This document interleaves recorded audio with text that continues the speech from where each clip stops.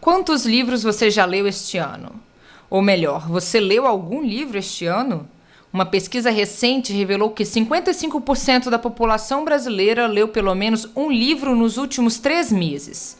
Os outros 45% que não têm o hábito de ler compreende os não alfabetizados, os que estudaram até a 4ª série do ensino fundamental e aqueles que não leem por falta de tempo ou porque não têm interesse. O relatório também constatou que o brasileiro lê cerca de 4,7 livros por ano. Apesar do resultado positivo, os índices indicam a necessidade de derrubar barreiras e desenvolver programas de estímulo à leitura.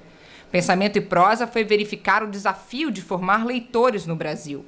Veja na entrevista com a professora e coordenadora da Cátedra Unesco de Leitura da PUC do Rio de Janeiro, Eliana Yunes.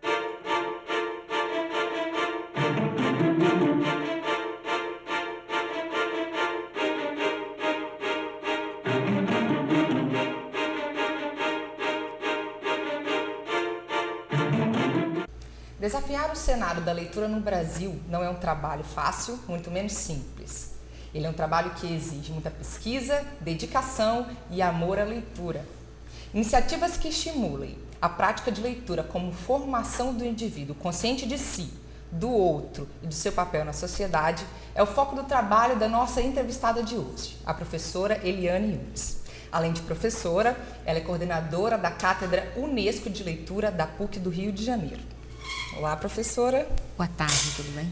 Tudo bem. Eliana, o seu currículo é bem extenso, né? Você é formada em filosofia, letras, mestra e doutora, pós-doutora nessa área, além de ter diversas especializações em leitura e linguística, né? Além de saber várias outras línguas, né? E também de trabalhar com educação. Qual o propósito de toda essa dedicação? Eu acho que eu aprendi com Monteiro Lobato o amor ao conhecimento. O conhecimento, desde cedo, me interessou, não como uma coisa em si, porque eu não sabia nomear o que isso seria, mas essa curiosidade sobre o mundo, o desejo de estar em contato com a riqueza do mundo, acho que me fez me transformar numa profissional do estudo. Porque o professor é isso, um profissional do estudo. Ele começa a estudar e não pode mais parar. E vamos falar um pouquinho agora da Cátedra da Unesco, que é uma dúvida que a gente tem, que a gente acredita que nosso telespectador também tenha, né? A gente agora já está consciente do teu amor, de como que você lidar com esse trabalho. Então vamos conhecer um pouquinho. A Cátedra Unesco de Leitura, que é da PUC do Rio de Janeiro, ela foi inaugurada há pouco mais de um ano e tem você como coordenadora geral. Qual o objetivo da cátedra e como é que ela trabalha? Bom, a cátedra, ela tem esse nome porque é um programa da Unesco, que é um programa de cátedras. As cátedras correspondem a centros de estudo, não é, a núcleos de estudos de caráter interdisciplinar. Então, no caso da Cátedra Unesco de Leitura, são os departamentos de Artes, Educação e Letras que se organizaram para criar e sistematizar um tratamento da questão da leitura. O Departamento de Artes aporta toda a análise do livro, do objeto livro, das ilustrações, das imagens. O projeto, por parte da educação, levanta a questão do ensino, como é que se trabalha com a difusão da leitura e a difusão da literatura. E o trabalho do Departamento de Letras de aportar a discussão de teorias da leitura, teorias da formação do leitor, metodologia dessa formação. Então, o objetivo, por um lado, é esse, de organizar interdisciplinarmente os estudos. Por outra parte, a cátedra se propôs a ser uma cabeça de uma rede nacional e internacional de pesquisadores de leitura. Essa rede dentro da cátedra se chama Reler e já tem 14 pontos no Brasil de aliança de pesquisadores. Um desses pontos está exatamente na Universidade Federal do Espírito Santo, através do professor Santinho de Souza e seu trabalho de disseminação da leitura. Então, a ideia é articular pesquisadores, estudos e programas de leitura no Brasil e no exterior. Aproveitando que você está falando do Reler, que é um programa de estudos avançados em literatura especificamente, né? A gente já sabe que que ele atua nas universidades, mas ele também tem um viés de trabalho na comunidade ou só no meio acadêmico? Não, você tem razão, a sua pergunta procede. Nós temos como propósito reunir as reflexões acadêmicas, todo o trabalho de investigação que se faz através de pesquisadores e núcleos de estudos do tema da leitura e da literatura no Brasil. Mas essas ações são privilegiadas na medida em que elas efetivamente aportam à sociedade uma contribuição de experiências de formação do leitor e de estímulo de promoção da leitura. Então, tem uma interface entre a pesquisa acadêmica e o plano da extensão. E quais são os principais resultados já alcançados por essas redes? Um painel de resultados desse programa? Olha, efetivamente, nós estamos muito no começo desse trabalho, mas só o fato de que em julho próximo esses 14 pontos no Brasil estarão conectados e será possível, acessando o site da Cátedra de Leitura, se conectar com pesquisas que existem, não só em rede, na internet, não é? Através dos links que se vão formatando entre núcleos de pesquisa e os 14 pontos originais com a cátedra, tem, por outro lado, um programa que se chama ELO, né? Que felizmente coincide com a ideia de link, né? Esse programa ELO, ele está voltado para o atendimento online de questões que professores, bibliotecários, pais queiram fazer sobre leitura. Nós vamos ter inicialmente um plantão de 8 horas com estudantes, mestres e doutores e a supervisão de um pesquisador sênior, respondendo em tempo real as questões de dúvidas, demandas de bibliografia, de estudos em geral para promover a leitura. Então, eu acredito que o primeiro resultado a gente tem com a formação desse banco de dados que vai estar disponibilizado imediatamente. E o segundo passo é poder ir fazendo esse atendimento em tempo real. Esse site ele vai ficar pronto agora em julho? Isso, ele termina a instalação de todo o equipamento em julho, que vai permitir simultaneamente a existência do site e o atendimento do ELO. Uma recente pesquisa que foi feita, realizada há pouco tempo, que foi a Retratos da Leitura no Brasil, ela constatou que 45% dos brasileiros não têm o hábito da leitura.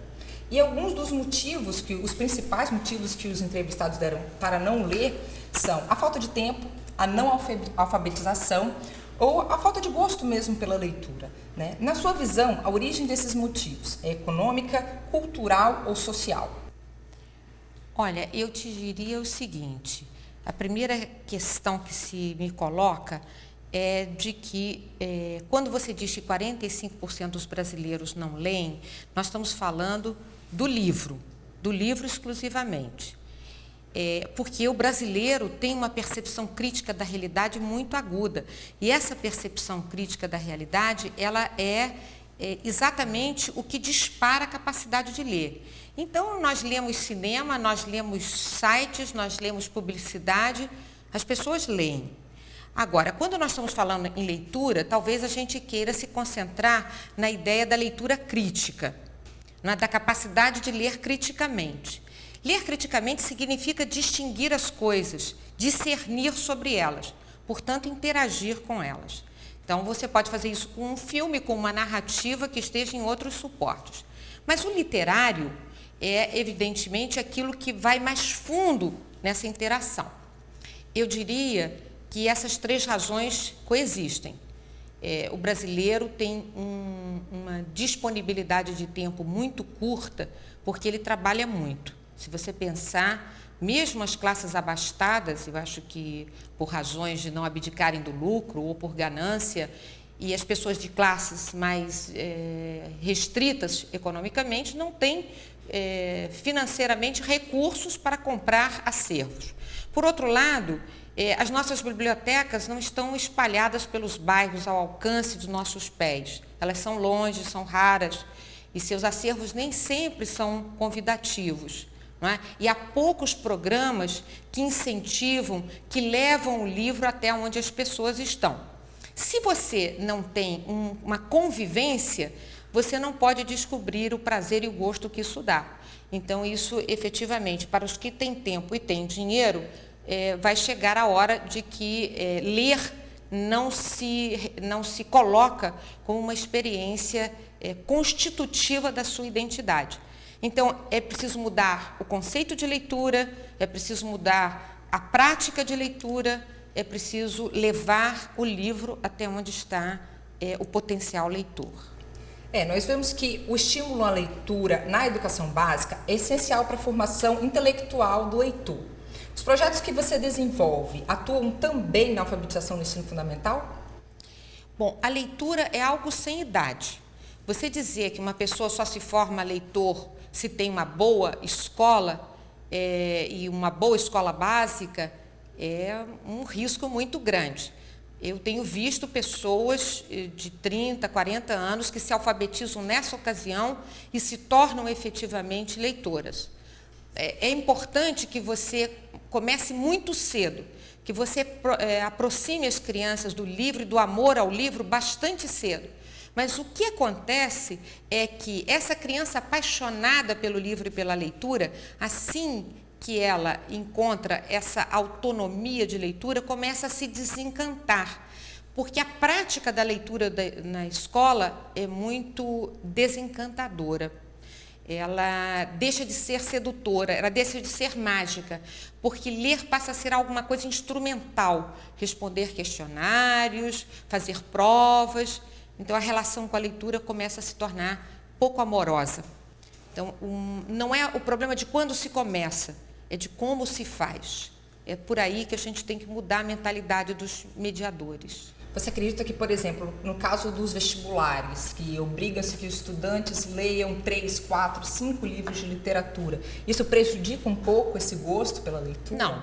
Não acho não. Eu acho que se você se dispõe a entrar numa academia, se você se dispõe, se você deseja efetivamente participar da vida universitária, você tem que ler muito. Essa é uma decisão que você toma autonomamente. Eu quero entrar numa universidade, eu tenho que ler. E é preciso que você chegue à universidade com uma bagagem mínima, não só da literatura, mas do que essa literatura e essa cultura representam em termos de formação da identidade cultural desse grupo, dessa universidade, dessa região. Então, não acho um absurdo que se peça para ler. O trágico é que, chegando às portas do vestibular, às portas da universidade, você ainda se sinta obrigado a ler 5 livros, quando você deveria fazer prazerosamente a eleição de 5 livros que você ainda não tenha lido, porque os outros, os livros que formam a cultura brasileira, você já deveria ter lido até o 2º grau. Então, a partir dessas reflexões que a gente acaba de fazer, a gente pode concluir um perfil do não leitor? Eu penso que não se pode generalizar, mas as razões que você trouxe, e que a pesquisa recente divulgada sobre o retrato da leitura e dos leitores no Brasil, ela traz essa questão. O não leitor, ele pode ter muitas razões para não ser leitor, mas se ele encontrar um mediador apaixonado, se ele tiver a chance de contato com o banquete da leitura, da narrativa, que pode estar no cinema, pode estar no livro, pode estar nos jornais de cada dia, ele será capaz de se envolver e se apaixonar pela aventura da leitura, porque ler é uma aventura, é uma excursão sobre a vida e sobre o mundo que atravessa tempo e atravessa o espaço. Então, adquirir o hábito de ler, no caso, um estímulo à leitura, para aqueles que sabem ler, mas que não têm esse hábito, depende totalmente de um mediador interessante? Olha, dizer totalmente é radical, mas eu diria para você que depende muito de encontrar esse mediador apaixonado seja pai, professor, amigo, o cineclube, seja lá quem for, alguém que esteja apaixonado e que possa abrir as cortinas desse horizonte novo de vida que você tem quando você descobre a grande aventura humana, a grande aventura do conhecimento, da qual você faz parte. Se você perceber que você faz parte dessa aventura e que você pode ser coautor dela, você se animará a ler. Então, como eu falei disso no começo da entrevista, vou agora perguntar para você, esse então seria o foco da tua pesquisa, do teu trabalho? Certamente, né? Se você me perguntar por que eu pesquiso teorias da leitura, metodologia de leitura, por que eu me alio a outros pesquisadores no Brasil e no exterior, é me perguntando como é que nós podemos transformar aqueles que estão próximos das novas gerações em mediadores apaixonados por essa grande aventura que é ler e conhecer. Então, é a partir desse complô, desse compartilhamento de desejos de distribuir o tesouro que nós encontramos, que a gente insiste em ter como mediadores e parceiros as pessoas que estão próximas da geração que aí vem. Vamos a um breve intervalo e já nós voltamos com Eliane Yunes aqui no Pensamento e Prosa.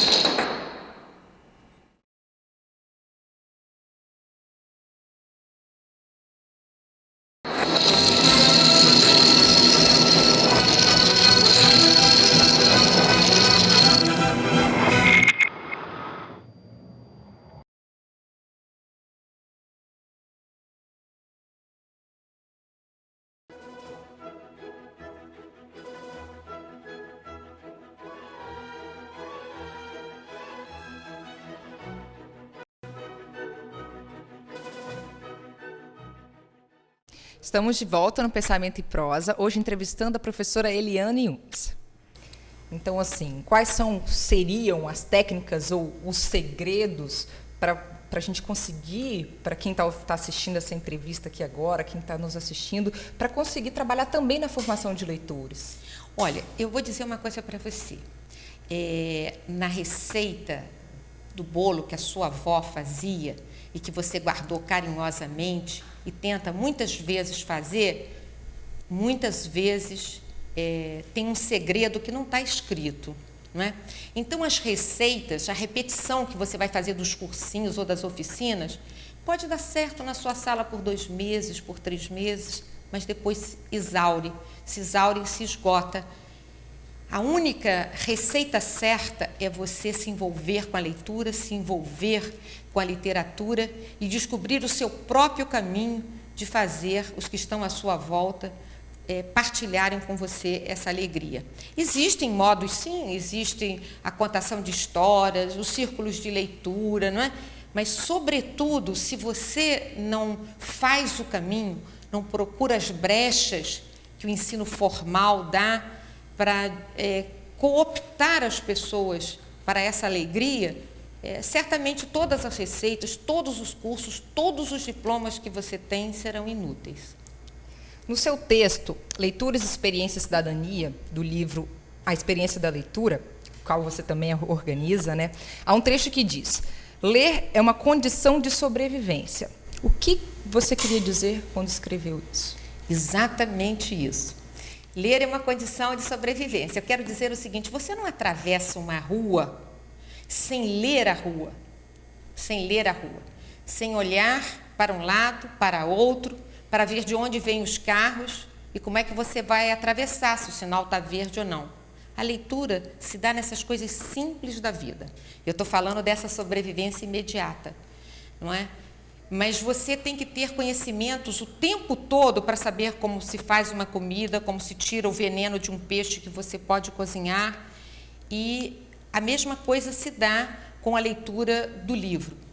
quanto mais capacidade você tem de interagir com o mundo, melhor aparelhado você está para sofrer a vida. Quando eu digo sofrer a vida, eu não acho que a vida seja uma tragédia, seja sofrimento. Mas a vida é um permanente embate com as coisas novas. E você tem que lidar com essas arestas todas.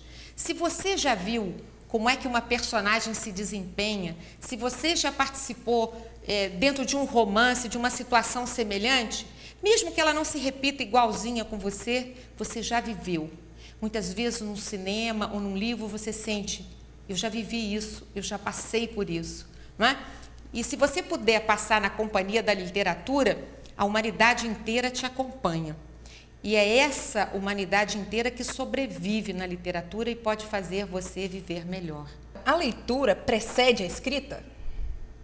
A leitura precede a escrita. Não há nenhum escritor, bom escritor, que não seja muito bom leitor. E quando eu estou falando disso, eu estou falando de algo que está presente no suposto Homero, que escreve a Odisseia e a Ilíada. Quer dizer, sem ter lido o povo grego, sem ter lido as circunstâncias históricas da construção da Hélade, não se teria escrito, não se teria composto a epopeia que nós guardamos primeiro na memória e logo depois da invenção do alfabeto, registrada e que chega até nós. Então, é preciso ler o mundo para escrever o mundo. Seguramente não se fazem escritores que não tenham sido leitores. Você acredita que a internet ela trouxe uma crise do conhecimento, da leitura, do diálogo? Não, eu acho que a internet é um instrumento, é um aparelho, é uma rede, é uma tecnologia que está colocada à sua disposição para você ter num lugar só. É uma grande enciclopédia, na verdade, uma grande enciclopédia, que você vai abrindo conforme os sites, e o importante, e aí está o segredo, é que você seja leitor antes de chegar a ela. Porque senão você não vai separar o joio do trigo, você não vai saber eleger entre milhares de conteúdos aquele que você precisa, você não vai fazer a opção necessária para a sua pesquisa, para o seu trabalho. Então, é preciso que você chegue com algum discernimento, com alguma experiência, porque senão você se perde dentro dela e você não sabe discernir o que é bom do que não é bom, do que é verdadeiro do que não é. Eu tenho encontrado na internet com frequência textos de autores X que aparecem assinados como de autores Y. Então, é assim, flagrante encontrar um texto de Marina Colasanti como se fosse de Clarice Lispector, ou um texto de um ilustre desconhecido como se fosse um texto do Borges. Todas essas coisas são do mundo fake, do mundo virtual. Se você não tiver discernimento, você nem pode rir e nem pode chorar quando você encontra essas coisas. Com relação a isso, nós temos um grande exemplo que é o blog, né? Nos blogs, principalmente, usa-se muito o copiar e colar, né? Principalmente ali. Você acredita que quem faz blog faz literatura? Não sei dizer, porque eu teria que ver blog a blog. Há blogs literários, com certeza. Quando nós estamos falando de literatura, nós estamos falando daquela linguagem que causa em você um estranhamento, que irrompe no seu cotidiano, não como uma linguagem comum. É aquela linguagem que faz você parar, levantar a cabeça e pensar sobre o que você leu. Então, existem blogs literários, existem blogs que não são literários. O problema também não é copiar-colar. Se você corta e copia e cola alguma coisa que faz sentido para você, se você dá as fontes que você tem e se você assina essa colagem, você está construindo uma coisa efetivamente original. Agora, se você escamoteia o que você cola e copia, não é? Se você não pode assinar algo como o que você efetivamente escreveria, que você crê, então, evidentemente, o blog deixa de ter sentido e deixa de ser um espaço de criação. Hoje é um tempo em que as informações chovem por todos os lados. A gente já citou a internet, que é uma fonte de conhecimento utilizada por todos, principalmente pelos estudantes e jovens. Qual a sua dica para aqueles que desejam adquirir ou aperfeiçoar o hábito da leitura? Voltando a um ponto da nossa entrevista, eu diria o seguinte: você tem que ler de tudo. Você tem que ler jornais, você tem que ler revistas semanais, Você tem que estar no contato direto com a palavra escrita o máximo que você puder. Ter a curiosidade de ler propagandas, não tomar remédio sem ler a sua bula, não é? E ler na internet o que você é capaz de ler, buscar informação e reservar um tempo de contemplação, um tempo que eu chamo da preguiça, não é? Um tempo que o Bartolomeu Campos Queiroz chama o tempo bom da preguiça, que é o tempo de você estender-se numa rede, ou de noite se aninhar numa poltrona, ou em 2 almofadas, ou num tapete, num cantinho do sofá junto da parede, abrir um bom livro e fazer você mesmo essa aventura. Quando você está num banquete, numa mesa que está servida com muitas iguarias, você vai pensando e escolhendo as que você quer comer naquele momento. Inclua aí a literatura, inclua as revistas, inclua os gibis, inclua tudo aquilo que pode fazer você descobrir o mundo, porque a leitura é só um exercício de conhecimento das coisas que estão ao seu redor, que vão fazer com que você se conheça melhor. No fundo, o grande texto da leitura é você mesmo. Bem, muito obrigada, Eliana. Hoje nós conversamos com Eliane Yunes, que é coordenadora da Cátedra Unesco de Leitura da PUC do Rio de Janeiro. Muito obrigada. Obrigada a você.